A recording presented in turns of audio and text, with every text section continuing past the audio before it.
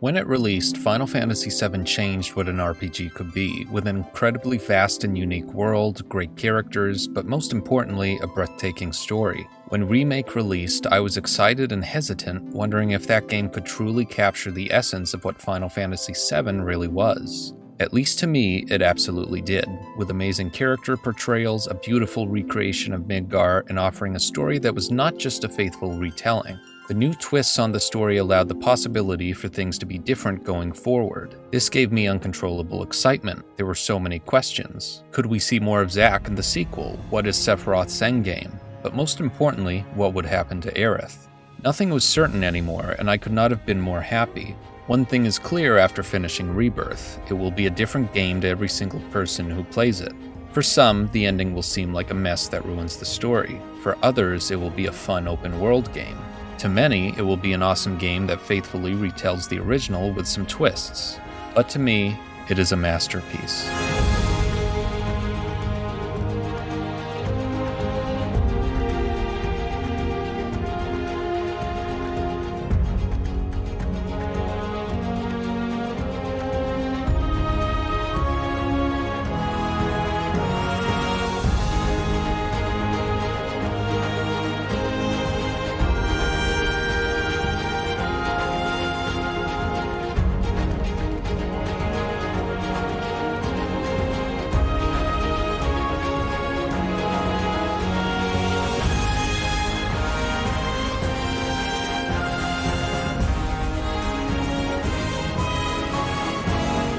For this review, I believe there are 5 core elements essential to Final Fantasy games: story, characters, music, combat, and the world. Let's start with the world.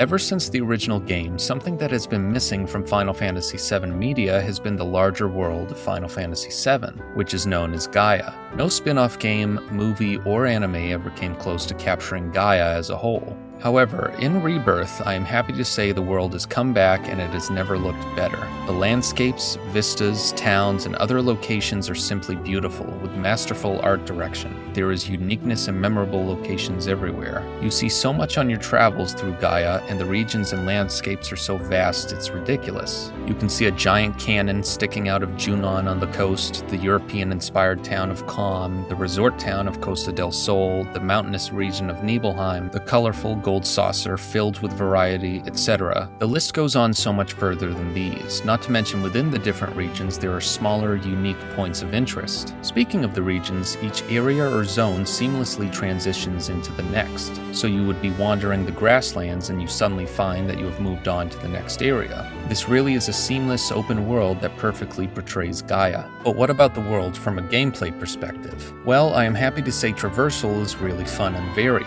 This game surprised me every time I played, and traversal was a large part of that. I thought Junon's area would not be that much larger than the demo, and yet it kept on going. It was breathtaking. Rushing to save everyone at the Gungaga reactor meant jumping on mushrooms, and by God, my face lit up with the traversal and how quickly I got across the map. As I played through the game, I could of course run, but the characters can mount and climb almost anything in the environment, within reason of course. I also got to ride different chocobos that do various things depending on their color, and I got to drive a buggy and seaplane, and each character had unique mechanics that interact with the world in some way. Unlike 7 Remake, there are so many ways to interact with the world and travel through it. Moving on, while traveling on chocobos, you can use them to sniff out hidden items in the ground. But at the same time, there are plenty of items above ground you can collect in order to craft levels and level up your crafting abilities. The crafting in this game I found to be really useful. Also, while riding chocobos and using other traversal methods, you can still get into battle pretty easily. This is good, and I also thought the fiend encounters are also spread out enough to where you're not constantly having to fight something, but also close enough to where if you want to grind, you can. Next, let's talk about summons. There are quests for summons where you must analyze summon sanctuaries. By going to these sanctuaries, you can weaken the summon in a fight. If you defeat that summon, then you get the materia to use it, which is very helpful. But even if you wanted to beat the summon at full power, the game still incentivizes you to go seek out these sanctuaries, because once you get the summon materia, it will not be at full power to use unless you go to all the sanctuaries. So the game incentivizes you to go to these sanctuaries no matter what. Anyway, to bookend the traversal conversation, you can also cross the ocean eventually with the tiny Bronco near the end of the game. This allows you to explore even more for pirate treasure, which is just plain awesome. Then there are of course side quests and other smaller quests called discoveries that you can do in each region. What shocked me is how good these side quests are, not even for a Final Fantasy game, but for any game. Almost every side quest is tailored toward one of the party members. Since these characters are so good, it makes the overall quest better, no matter what you are actually doing in it. It also enhances the relationship Cloud has with these characters as well. That ultimately affects who you take on the 2 dates at the Gold Saucer. Early examples of these great side quests is of course the dog side quest with Salmon, Rhonda's dog that needs to deliver money to Rhonda's son. You need to escort Salmon across the map and make sure he's safe. While all this is happening, Barrett's talking non-stop about how he's so scared that he, as a father, will let Marlene down. It is hilarious, yet endearing. Then at the end of the quest, it turns out the money Salmon is carrying is really to help support her son and his pregnant wife. It ties together wonderfully the short reflection Barrett had with himself throughout the quest and ends with Barrett giving advice to the soon-to-be parents. This type of quality extends to the Proto-Relic quests as well. Each region has Proto-Relic parts you can seek out, with each having their own minigame or own storyline. Though this is optional, some of the scenes and revelations you come across while doing them seem like it could be main quest content that's really good.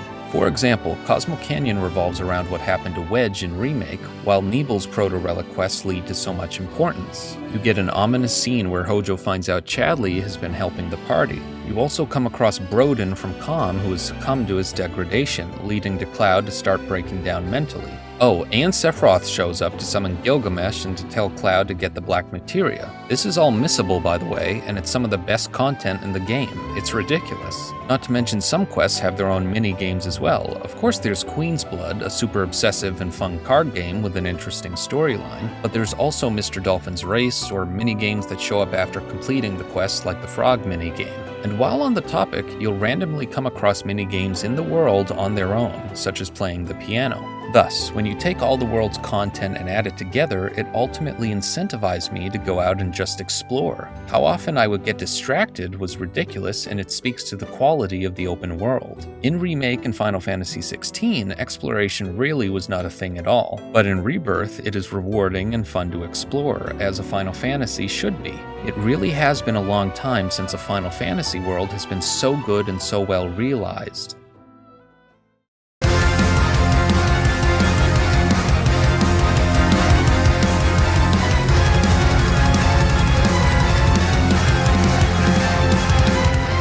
Combat is arguably the most important thing in a Final Fantasy game. So how does Rebirth's combat stack up? Well, I believe Remake's system really was the perfect balance of action and strategy, and here in Rebirth it's expanding on perfection. Simply put, combat has been dialed up to 11. Comparing it to Remake, the difference is night and day. Generally, they've retuned the gameplay to make it feel far quicker. However, there are many specific changes as well. First off, air combat is no longer an issue. You have multiple characters who specialize in either air or ground combat, or even both. Many characters can easily track enemies and dodge through the air while attacking. Even ground characters like Cloud excel at air combat. The game lets you switch to different party members prior to fights as well, so if you see a specific enemy, you can quickly switch to a party that makes sense for combat. Between that and the retuned air combat, the combat issues that were present in Remake no longer exist here. But I've only just begun to talk about combat. Rebirth's use of team-up attacks or synergy moves are absolutely wild. There are so many different attacks, it's ridiculous. Synergy skills can be used at any time and can increase ATB, while the bigger, more powerful team-up attacks are called synergy abilities. It's a great system that rewards you for using ATB. You can also use a backline command, which allows you to use a synergy ability with someone not in the battle, though this can only be used once and it's usually for dire situations. Importantly, depending on the synergy ability, the characters involved will get passive buffs. These include temporary unlimited MP MP, extended stagger time on an enemy, or allowing the character to use the next tier of their limit break.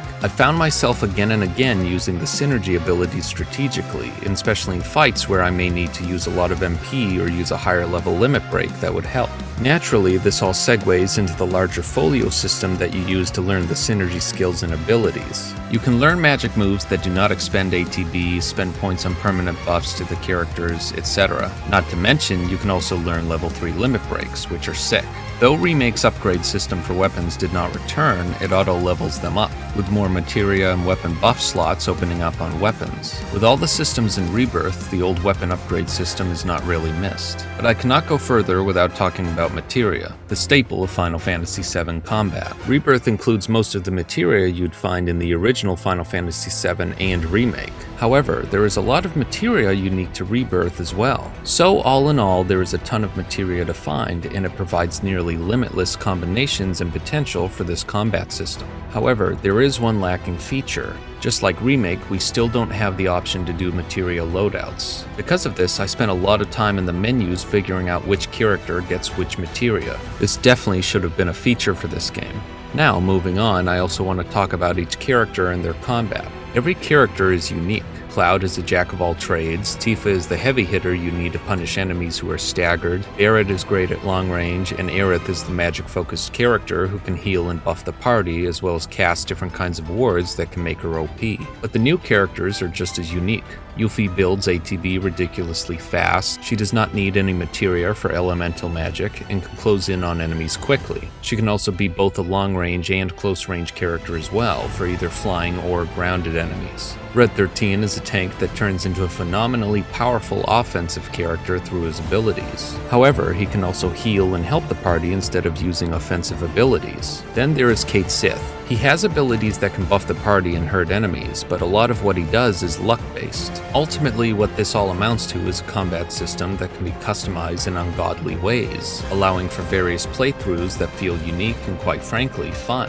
The combat is so good in this game, and that you have a ton of ways to keep it feeling fresh means the fun does not really end, and that's awesome. I was also a big fan of the game forcing me to have specific party members for certain story sequences. I essentially went through the grasslands with Cloud, Aerith, and Red 13 being my main party members, so making me switch up my party and learn everyone's mechanics was really helpful in the long run. They really did a great job creating such a diverse cast for combat. On my first playthrough, I also played on dynamic difficulty, and I liked that it was actually pretty challenging. Though I'm not finished of my playthrough on hard mode, I am also happy to say it's extremely difficult.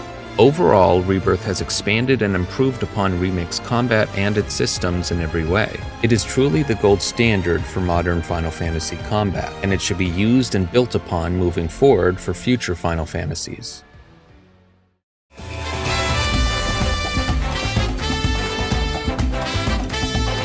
The soundtrack to the original Final Fantasy VII was legendary and is one of the best gaming soundtracks ever created. Because of that, Remake's work on adding and expanding the original game's tracks resulted in Remake having one of the best soundtracks as well. But Rebirth takes things to a whole nother level. There are over 400 tracks of music in this game, and it shows. Playing through Chapter 1, I probably heard 20 to 25 unique songs playing. However, with that many songs, you may think this is a quantity over quality situation. Somehow, that's not the case. The worst you may ever hear is a good song, with most being great or awesome. You have Rebirth's main theme, which is simply beautiful and tear-jerking.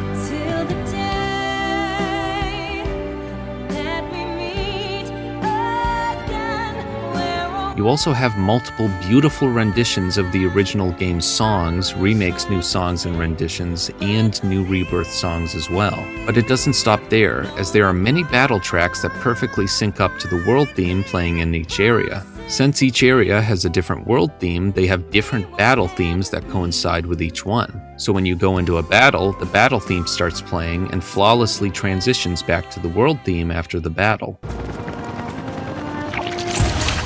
Don't overdo it. You're in good hands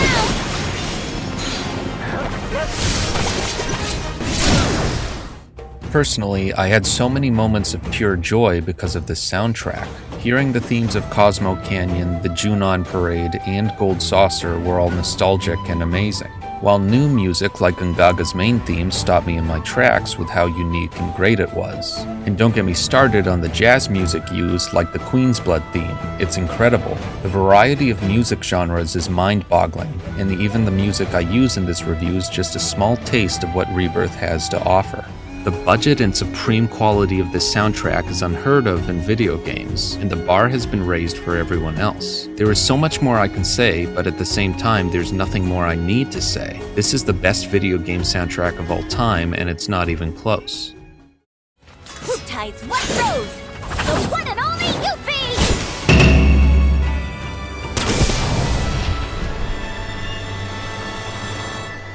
Cool. Now for arguably the most important element, the characters. Final Fantasy VII is famous for its diverse, wacky cast of characters. Remake did a wonderful job bringing them to life and expanding on what makes them who they are, and once again Rebirth expands and makes it even better. A great example is, well, every main party member in Rebirth. Let me start by talking about the new characters. We have Yuffie, who was made a fully fledged main character in this game. Though she was written well in her DLC Intermission, her presence within this main party provides a different dynamic. She is quirky, hyper, and likable. To me, why she's so likable is that they've toned her down from the original game and successfully used the loss of Sonon as a way to show her internal struggles and sad past. Though she's introduced in a hilarious way to the party, she also helps them in Costa del Sol to defeat Hojo, so they actually made her useful and provided a better reason for why she's in the party. Then there is Red 13, who goes through the same arc as the original game, but much was also added. He is constantly being pet by children and being treated like a pet by strangers, always making him angry. It's pretty hilarious, but you also see how down on himself he is for being screwed up by Hojo and not being able to smell as well as he used to. Similar to the original, once you reach Cosmo Canyon, it becomes mainly about his story and his background, which is heartbreakingly great. Moving on, they don't go into Case's backstory too much, but as a character, he is lovable. Ultimately, for this game, he is who he's supposed to be, and they did a good job of making him a compelling party member, which made this moment actually pretty sad. Both Vincent and Cid were introduced towards the latter parts of the game, but from what I've seen, they've been very compelling, especially Vincent. He's perfect. In a side quest under Shinra Manor where he tags along, the game's already hinting at Lucrezia and his backstory, which is great. Cid in Rebirth is certainly a departure from his original character to an extent, but maybe not as much as people think. Other than adding more to his character, such as him knowing Afalna, he is definitely not his grouchy self. With that being said, I did not mind it. Going through the OG, it's evident that Cid's original character had a really good heart, and he also had a good moral compass. Yes, he's definitely less of an asshole here, but in the original game he was pushed to his breaking point, and in Rebirth he may not be at that point yet. Now let's move on to the rest of the main characters. Tifa has been written to perfection in this game, and I was not quite expecting it. Looking at the original game, I always had a problem with Tifa's and Cloud's story when it came to Nibelheim. It made no sense that she traveled with a party for so long and kept everything to herself, especially with the main reason being she's scared of saying anything. Some people liked it, but it annoyed me. The biggest thing I wanted out of Rebirth is that they change or expand this story to make it more believable. And boy oh boy, Rebirth fixes the issue I had with this story, that's for sure. Right after the Nibelheim flashback, she immediately made Aerith aware of her feelings and even went to confront Cloud about it, resulting in them getting angry at each other. What's great is that by Cloud saying, "You know I can't tell you that," it implies that she has already tried to talk to him about the past 5 years, sometime after Remake takes place and before Rebirth begins, as he never said anything like that to her in Remake. She then talks to him again in Under Junon, where partial resolution is reached, and she decided they can talk more about it later. The writers have her try multiple times to talk to Cloud, and they do a great job showing how she's slowly losing him. However, the game also repeatedly shows you that Tifa and Aerith are talking about all this in the background, so Tifa now has a best friend and confidant to talk about Cloud with, which further cements the realism of her character. This game shows her going through PTSD, how she's unsure about Cloud, and looking deeper into herself, knowing that she can't always make everyone be happy. By the end of the game, she's in complete misery. She has lost her best friend and has lost Cloud. Her character and character portrayal in this game is masterful. Now on to Barrett, whose character is also wonderful. His backstory was fleshed out even more, and it was definitely heartbreaking, but there are also smaller moments as well, such as trying to be there for Cloud as a friend, or being more of a father figure trying to keep Yuffie in check. This game again and again shows his personal struggles, whether it be thinking of Marlene, dealing with Dyne, or knowing he is slowly losing Cloud, just like how Tifa feels. Then there's Aerith, whose character is also fantastic. From being Tifa's best friend to trying to motivate everyone in dark times, she is truly the heart of the party, and the game shows that in spades. Sure, she can have a bunch of fun with Cloud, Tifa, and the others, but internally she's always full of conflict. She has feelings towards Cloud as well as other feelings towards Zack, but it goes deeper than that. She tries to come to terms with her past and how it affects her now, particularly her loneliness. A very poignant scene at Cosmo Canyon has her speaking to the crowd, detailing how she was always different and alone as a child. Similarly, at Nibelheim, she asks Cloud to go away so she does not take her anger out on him. The reason being she was jealous Cloud was able to have a childhood friend in Tifa, something Aerith never had. But even among all this conflict, she wants to help others and make sure her friends are safe. Her character is incredibly complex, and it's the best it's ever been. Then of course there's Cloud. I don't know what to say other than his character is perfect. Trying to be someone he's not, breaking from reality constantly, slowly being driven mad by Sephiroth, etc. It's all perfect. Though I'll talk more about this in the next section, the ending has made one thing clear. Cloud may or may not be too far gone, but what is key is that to the rest of the party, he is too far gone. He refuses to ask for help throughout the game and internalizes everything. In Part 3, it's all going to come to a head. Rebirth did exactly what it needed to do with Cloud's character. Essentially, every main party member goes through incredible loss and suffering, and the game successfully leverages that. It makes them compelling and, quite frankly, human, and the game made me care about every single one of them. Then on top of all this, the Temple of the Ancients trials shows each of the main characters' heartbreaking backstories and is one of the best sequences in the game. It gives even more depth and heartbreak to each character, and it's tragic. I'd also be remiss not to mention Sephiroth or Zack. Sephiroth in this game is great, but his portrayal, particularly in the flashback, was excellent, and it really illustrated how this hero fell from grace. He was also a manipulator in the original, and that's exactly who he is here. If anything, much more. Zack was also pretty compelling, but he was used more to service the story, so I'll talk more about him shortly. I also wanted to quickly mention it's not just the main characters who are amazing. Chadley resonated with me unexpectedly, Johnny is ridiculously fun, Dyne was super compelling, Rufus and the Turks were once again great, Dio was so funny, and there were smaller characters like Broden who was also great. So many minor characters are incredibly memorable as well, even random people you do quests for. And what brings these characters so well to life, aside from the writing, is of course the voice acting. The voice acting in this game is quite frankly superb. The main cast is elite, as well as all the minor characters, but even random NPCs around towns give compelling performances. Ultimately, everything about these characters, their portrayals, and their performances just ooze supreme quality.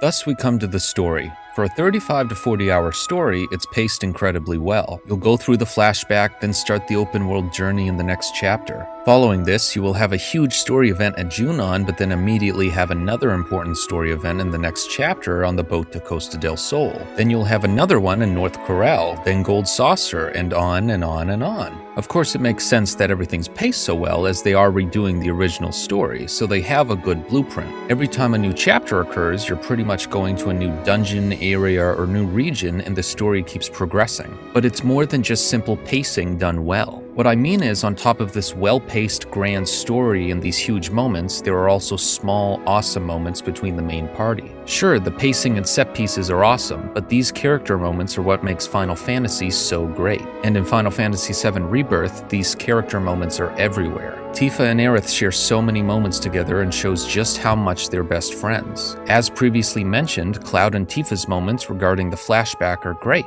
and both comforting each other over their trauma is endearing. Of course, the list doesn't stop there. You have Barret and Yuffie, Barret and Red 13, etc., etc. All of these characters have such great moments with one another. And as a huge fan of the original Final Fantasy VII, there were so many big and small moments that were awesome to watch. Junon as a story sequence is absolutely incredible, expanding upon the original's parade sequence tenfold, as well as adding interesting Rufus scenes with the party. Then so much happens in just a few chapters after. The events on the Shinra 8 at Costa del Sol and on the train tracks going to North Corel hammer home that Cloud is starting to lose it. At the same time, these chapters introduce Yuffie as a main party member and introduces Barret's backstory as well as fleshes it out. Then the Gungaga reactor sequence happens, marking the climactic halfway point for this game. I adored seeing Cloud lose it, and the livestream sequence with Tifa was breathtaking. Then you have Cosmo Canyon and the return to Nibelheim in the following chapters, which were also done extremely well. After this, I got to experience the wonderful Gold Saucer dates. The Loveless play as well as Aerith's singing was absolutely perfect, and it had me tearing up by the end of it.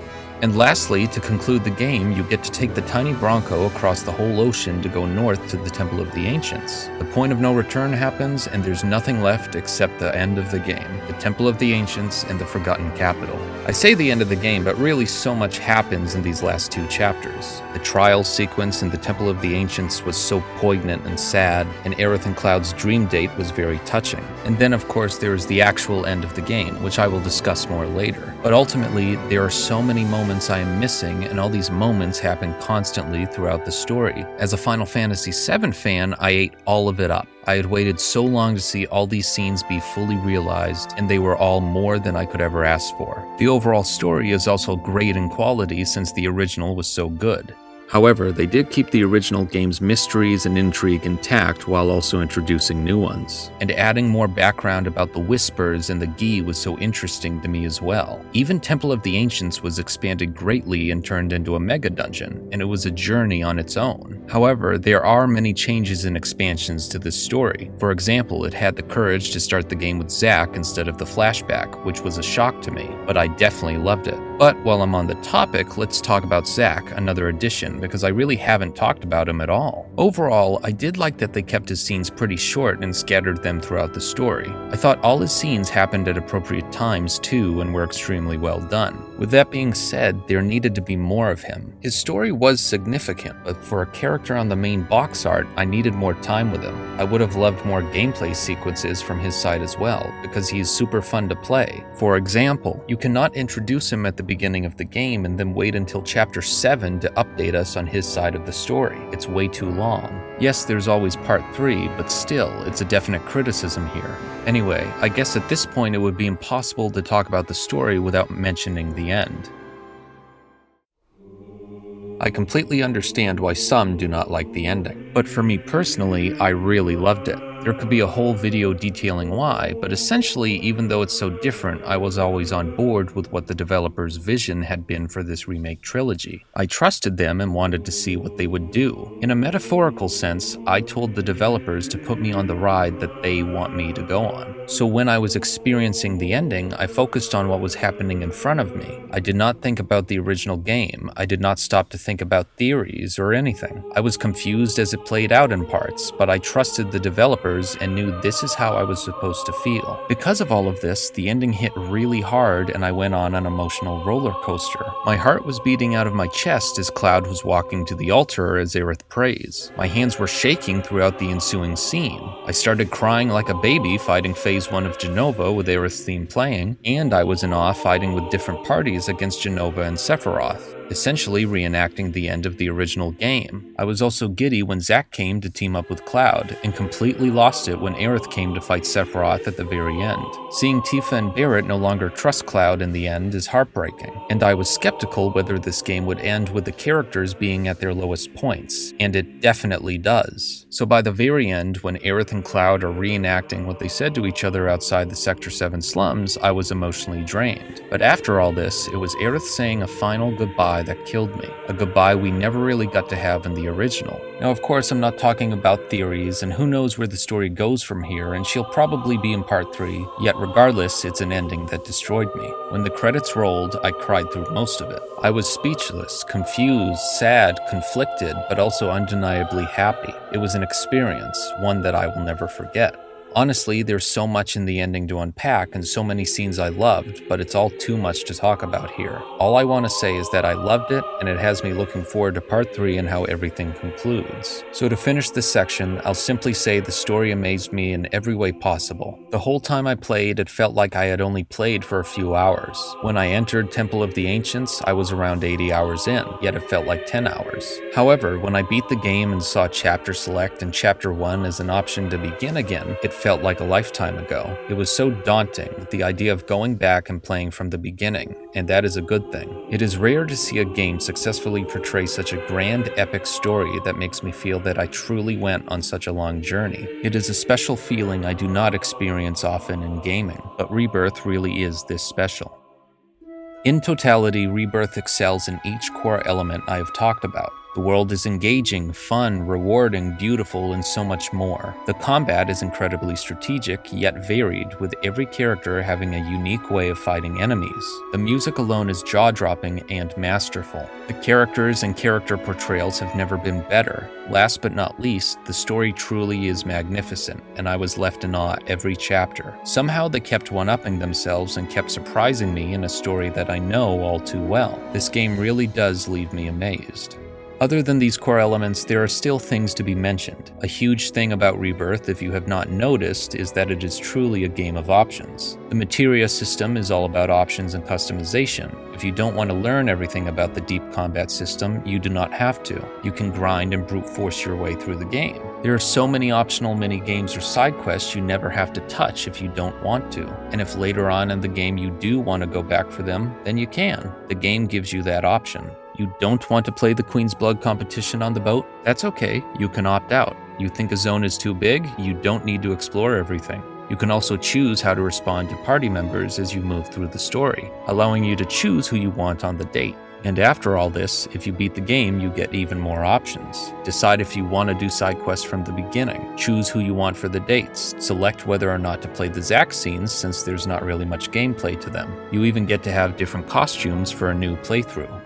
But as a reminder, this game is not perfect. I have further general issues as well as some nitpicks. First, they made the ending way too dense on information. With a game as long as this, with consistently great storytelling, spreading out information over the whole game would have worked better. Then there is the Forgotten Capital. I don't care that it was not explorable, but it needed the classic City of the Ancients theme playing. It played in the temple and it was great, but I really thought they should have had that theme playing somewhere in the Forgotten Capital. Even just have it playing with Cloud walking up to Aerith at the altar, that would have been good. The music is so connected with the location, I was surprised not to hear it. Also, as much as I liked the Dine scene, that moment needed to breathe more before going into a wacky Palmer fight. There are also a couple of gameplay issues I wanted to mention. I think they need to smooth out the terrain actions so traversing on foot or chocobo feels better. It can feel clunky at times. I also wanted the ability to move around after completing a piece of intel instead of just standing still. It's not the worst thing in the world, but the more I did and the more I progressed, the more I noticed it.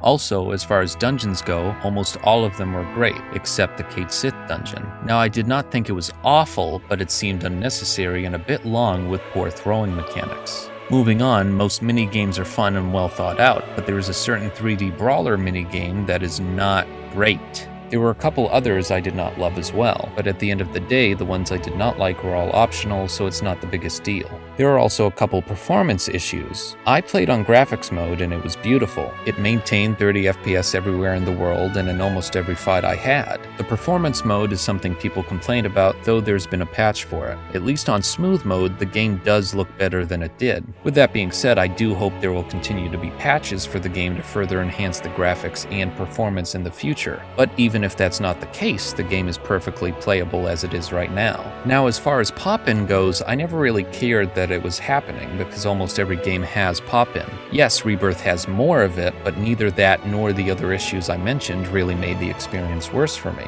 Let me conclude this video as to why.